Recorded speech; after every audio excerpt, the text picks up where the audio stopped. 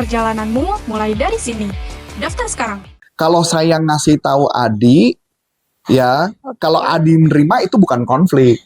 Kalau saya ngasih tahu Adi nggak terima kan jadi konflik. Iya. Nah, masalahnya bukan ada penyampaiannya, bukan kenapa harus nyampein atau enggak, tapi adalah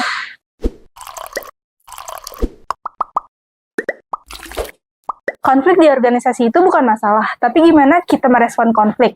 Itu yang menentuin sehat atau tidaknya sebuah tim. Nah, di episode kali ini, saya dan Coach Arif bakal bahas gimana NLP bisa merubah kita memahami konflik dari sudut pandang struktur pikiran, bukan emosi semata. Cocok banget untuk leader dan siapapun yang pengen kerja di lingkungan yang dewasa dan produktif. Langsung aja kita sambut Coach Arif. Halo Coach. Halo. Kita bahas tentang organisasi yang punya konflik nih Coach. Kenapa sih konflik sering terjadi di organisasi dan sebagaimana NLP membantu kita memahami akar konflik itu secara lebih objektif? ya namanya bisnis ya. Kalau yang namanya bisnis pasti ada konflik. Benar. Semakin sibuk, semakin konflik semakin tinggi. Semakin orang cuek, semakin nggak mau konflik, maka bisnisnya juga nggak bertumbuh. Oke. Saya ambil contoh, contoh sederhana. Misalkan contoh, divisi Adi dan divisi kamu. Dua-duanya nggak mau konflik. Saking nggak mau konflik, jadi begitu Adi menemukan ada kesalahan, Adi diem-diem aja. Kamu juga nemukan kesalahan, kamu diem-diem aja. Karena nggak mau ada konflik. Nggak mau ada konflik. Pertanyaan menarik. Bisnisnya bertumbuh atau malah lama mati? Mati. Iya. Wow. Saya kasih contoh, saya kasih gambaran lagi ya. Ini sebenarnya, ini yang cerita ini menarik ini makin saya temukan ketika Adi ikut saya pergi ke kota mana? Sorowako. Ke Sorowako. Subuh-subuh saya pulang dari Sorowako menuju ke Makassar, naik pesawat. Itu kita mungkin baru jam 5:30 ya, tapi gelap banget ya, jam 5 atau 5:30 gitu lah kurang lebih. Saat itu saya duduk berdua sama Adi, dan itu menarik ya, pesawatnya pesawat baling-baling dari Sorowako ke Makassar. Nah, di pesawat itu bukan pesawat pesawat itu bukan punya maskapai penerbangan, tapi pesawat yang memang diciptakan untuk si perusahaan itu. Perusahaan itu di Sorowako itu, perusahaan pertambangan. Jadi orang nggak bisa naik tuh di pesawat itu, nggak bisa. Jadi khusus untuk mereka. Nah, kita mau naik ditimbang berat badan. Ini udah kayak Asia aja, kita ditimbang tuh berat badan kita masing-masing gitu. Ditimbang, saya nggak ngerti ya. Mungkin kalau ditimbang tuh pengertiannya mungkin pesawatnya biar nggak oleng atau gimana, helikopter. Duduknya pun diatur gitu loh, diatur kiri kanannya diatur. Nah, pada saat lagi ditimbang dan sebagainya, kemudian yang menariknya ada orang-orang yang lagi ngerjain tuh di pesawat, ngecek-ngecek dan sebagainya. Oke? Nah, pertanyaan menarik. Adi ngomong sama saya, Pak, ini kalau orangnya cuek, apa yang bakal terjadi sama pesawat ya? Pesawatnya mungkin Jatuh. Iya, karena nggak menyesuaikan timbangannya itu. Bukan hanya timbangan, tapi termasuk dia kan orang-orang engineer yang Adi ngomongin adalah tidak mengerjakan sebagaimana mestinya. Iya. Bisa saja dia ngerjain engineer, dia bilang rasa itu bukan bagian gua, itu bagian orang lain. Jadi masa bodoh gitu. Masa bodoh. Kalau mati apa yang bakal terjadi? Dia tuh tidurnya mungkin kalau dia yang engineer, si Adi yang engineer, dia malam tuh nggak bisa tidur tuh, pasti bisa bertahun-tahun tuh rasa bersalah tuh muncul. Benar. Nah, pertanyaan yang sama, bukankah perusahaan juga sama? Ketika ada problem orang-orang pada cuek, bakal mati perusahaannya. Jadi benar kita harus peduli banget sama konflik. Nah, konflik itu bukan berarti nggak ada. Konflik itu harus ada. Tapi gimana cara kita? Tinggal bagaimana cara lebih bijaksana supaya kita bisa mengatasi konflik supaya tidak jadi ribut. Wow. Berarti kita harus mengatur gimana cara menyelesaikan konflik itu, bukan malah menghindari. Bukan malah menghindari, konflik itu memang harus ada. Tapi konflik itu kan kita nyebut gini ya. Kalau saya ngasih tahu Adi, ya, kalau Adi menerima itu bukan konflik. Kalau saya ngasih tahu Adi nggak terima kan jadi konflik. Nah, masalahnya bukan ada penyampaiannya, bukan kenapa harus nyampein atau enggak, tapi adalah bagaimana cara menyampaikan supaya orang itu nggak tersinggung tetapi jadi sadar. Ini bahaya kalau kita nggak ngelakuin sesuatu. Mulai kelihatan kan ya. Nah, sama kayak perusahaan, makanya kenapa perusahaan itu perlu ada adjustment. Yang sederhana aja deh, Bahkan kayak tadi pagi pun tadi malam saya ngomong apa di dalam grup untuk pada tim. Nah, saya nanya, ini tugas siapa yang sosial media? Iya, Betul? betul. Nah, pertanyaan menarik. Padahal katanya udah diajarin, Iya. tapi nggak dilakukan. Pertanyaannya, ya gue udah pekerjaan gue kok. Loh, pertanyaan. Kalau dia tidak peduli di bagian itu, maka apa yang bakal terjadi? Nggak bakal tahu algoritma. Nggak bakal tahu algoritma Instagram dan sebagainya. Begitu juga dengan bagian kamu ketika saya menyuruh mengerjakan sesuatu, kan bukan berarti itu sesuatu yang cuman saya mengada-ngada. Iya, benar. Saya tahu tujuannya karena kenapa? Saya nggak mau mengandalkan orang lain, saya mau mengandalkan kita yang menjalankan semuanya sendiri. Bukankah jauh lebih bagus? Benar. Nah, itu gambarannya. Menangkap gambarannya? Iya. Berarti harus disampaikan atau pura-pura nggak tahu? Dia minum Harus aja. disampaikan Exactly. sih. Oke, nah Oke. sekarang ada pertanyaannya, gimana cara menyampaikannya? Biar nggak terjadi konflik gitu ya. Ya terjadi konflik paling nggak minimal dia menerima. Nah, yang pertama kita harus sadari ketika kita memberitahu sesuatu itu bukanlah saya mengancam dia, tetapi ketika saya mengasih tahu niatnya saya baik. Niatnya baik. Kalau saya misalkan di perusahaan, saya kerja di perusahaan, saya harus tahu waktu ketika atasan saya memberitahu itu tujuannya bukan mencat dia, tapi tujuannya untuk memperbaiki kehidupan dia. Iya, benar. Walaupun saya tahu di dunia nyata memang ada perusahaan yang kerjaannya adalah mencari-cari kesalahan supaya karyawannya dipecat, ganti orang baru lagi. Tapi pada dasarnya kita harus mempercayai bahwa orang itu punya niat baik bertumbuh. Tapi kalau dia nggak bertumbuh kan itu urusannya dia, bukan urusan saya lagi. Benar. Sampai sini oke? Oke. Jadi kita tahu dulu niatnya positif. Jadi kalau mama ada orang, gue diomelin nih sama bos gue. Nah, dia harus mereframing. Kira-kira maksud baik bos marahin itu apa? Berarti tergantung mindset si penerima itu juga ya, Coach ya. Seperti contoh, kita memang ada pelatihan sih Senin sore harus berangkat. Tapi dari awal saya udah ribut-ribut tuh. Dari jauh hari udah saya ribut tuh. Kenapa saya ribut-ribut? Karena saya tahu ini hari-hari Jumat, ini lagi rekaman Jumat, saya tahu harus beres di hari Kamis. Kalau Jumat gak beres, maka apa yang terjadi? Senin akhirnya saya harus berangkat sama Adi pasti kemalaman.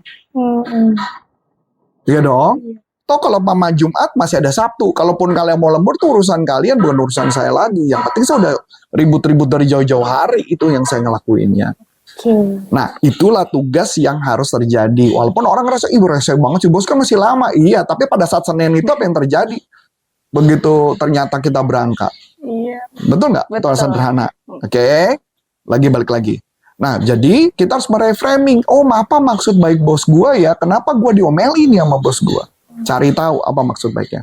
Kecuali dari awal Anda udah ngerasa, memang gua rese aja bos gua. Nah, itu akhirnya menyebabkan apa? Anda kerja di manapun tempat Anda berada, maka Anda nggak akan bertumbuh. Karena saya temukan orang yang seperti itu jarang bertumbuhnya. Orang yang bertumbuh adalah orang yang memberi makna positif dari kejadian tersebut dan dia belajar. Itu yang satu. Yang kedua, setelah misalkan saya mau menyampaikan sesuatu, saya cuma mau menginformasikan di awal. Menginformasikan di awal, saya juga jelaskan dulu. Misalkan saya mau menyampaikan ke kamu, saya bilang gitu ya, Diana, saya mau menyampaikan sesuatu kepada kamu. Anggaplah saya bukan atasan. Kalau atasan kan bisa ngomong langsung ya. Kalau bukan atasan kan agak berbeda nih ngomong.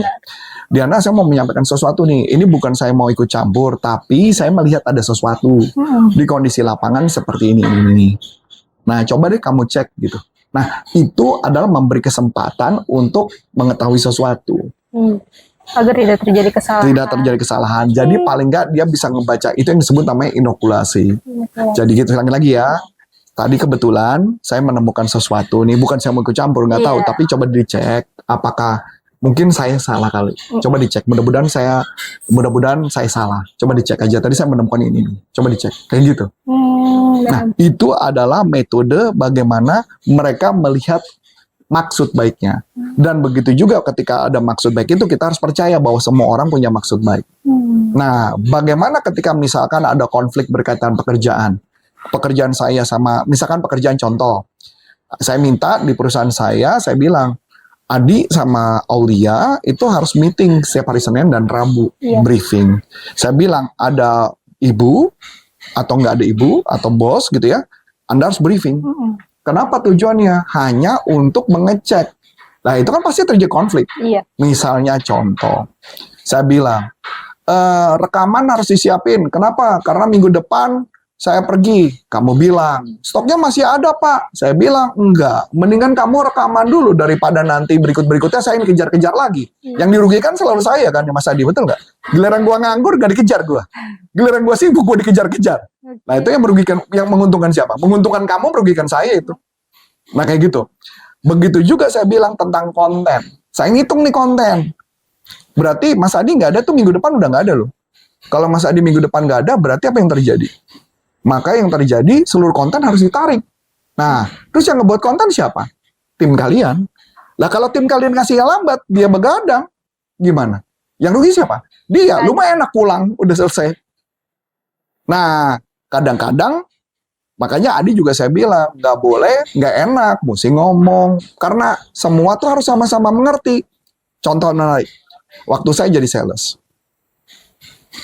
Misalkan Adi adalah desainer. Saya ada project yang ngotot. Minta besok harus posting. Besok harus ke customer bawa. Saya harus mendesak Adi untuk begadang dong. Pertanyaan menarik. Apakah saya bisa kasih kerjaan terus saya pulang? Nggak bisa. Saya akan temenin dia sampai selesai. Bahkan kalau perlu saya beliin dia makanan loh. Saya sebagai sales harus beliin makanan Adi. Kenapa? Karena dia menderita tuh. Makanya main mata tuh lihat itu. Ngerti gak? Jadi jangan ngerasa kamunya enak yang di bagian lain yang menderita. Saya harus bertanggung jawab. Saya harus nemenin. Jangan sampai nanti jadi omongan. Malah jadi konflik antar tim. Wah. Berarti semua harus dikomunikasikan. Jadi makanya saya bilang, kan nggak mungkin dong, masa enak-enaknya dia udah pulang, terus di jam berapa nggak bisa dikontak, nggak bisa ditelepon, ya kan? Enak-enak kita yang di lapangan yang sengsara, kitanya nggak dapat informasi nggak jelas, itu maksud saya. Jadi makanya kalau saya secara pribadi, saya bilang juga masih tim saya desainer, saya nggak mau tahu, saya bilang, lu perlu ngotot, saya bilang. Ya, kamu ngerjain, tapi juga harus ada mengerti orang lain. Jangan sampai gara-gara itu dia kalau dibilang kerjaan nggak pernah selesai. Sebenarnya bukan nggak pernah selesai. Dari awal saya mengatakan saya nggak mau ada orang overtime. Tapi overtime terjadi gara-gara tim lain tidak bekerja sebagaimana mestinya. Ya, makanya kenapa perlu ada briefing. Kalau nggak ada briefing, maka apa yang terjadi? Ya ini kejadian terus. Yang ketiban sial adalah bagian belakang. Di bagian kelompoknya Adi yang ketiban sial terus. Betul, Di? Paham? Paham. Iya, ini kayaknya dia merasa tersinggir ya, oke ya. Jadi balik lagi, maksud saya, setiap konflik itu harus ada. Tujuan konflik adalah harus mengerti supaya tim bisa berjalan dengan baik. Kan konflik itu bisa konflik sehat. Bukan konflik itu konflik buruk yang sampai ribut dan sebagainya, enggak. Tapi mendingan ngomong. Misalkan contoh, Mas Adi dia pergi minggu depan, oke dia ngomong, bisa nggak kerjaannya ditarik? Kita ngomong, misalkan kerjaan saya banyak, aduh Mas Adi kerjaan saya lagi banyak nih, lagi padat nih, gimana ya caranya supaya supaya kita sama-sama enak? Ya Mas Adi bisa kasih solusi, saya juga kasih solusi, itu solusi bersama. Itulah mencegah konflik yang artinya kita memberikan alternatif solusi. Paham ya? Makanya kenapa saya juga ngotot hari ini perlu rekaman. Karena saya udah ngeliat nih minggu depan Adi udah nggak ada. Adi pasti hilang sampai hari Jumat. Kalau Jumat dia hilang, minggu depan lagi. Nanti kemungkinan ribut lagi. Nanti dibilang stok habis lagi. Gua lagi dikejar-kejar lagi. Nah itu yang bolak-balik kayak begitu loh. Saya nggak mau gitu loh. Jadi dari gambar ini kalian harus belajar juga bahwa kita harus ngerasa satu frekuensi. Makanya saya bilang supaya bisa ngerasa satu frekuensi apa? Siapa yang membuat itu kerjaan jadi malam, jadi lembur, harus bertanggung jawab ikut jaga lembur juga. Setelah itu nanti dia belajar, oh iya gue biar gak lembur gimana caranya? Ya jangan buat orang lain lembur. Ya benar. Ya sekarang benar ya, dia baru sadar. Benar. Dia udah mau ngomong udah. Paham ya? Paham. Ya, itu aja cukup. Nah, menarik banget nih pembicaraan kita tentang konflik yang menggunakan teknik NLP. Jadi benar-benar harus mengkomunikasikan semuanya dengan baik biar nggak terjadi konflik-konflik. konflik tetap terjadi, cuman gimana cara kita menanggulanginya itu. Nah, sekian dari saya Diana dan Saya Coach Antoni Sari mengucapkan terima kasih, sukses buat Anda dan sampai jumpa NLP for Business untuk untuk Indonesia. Bye-bye. Bye-bye.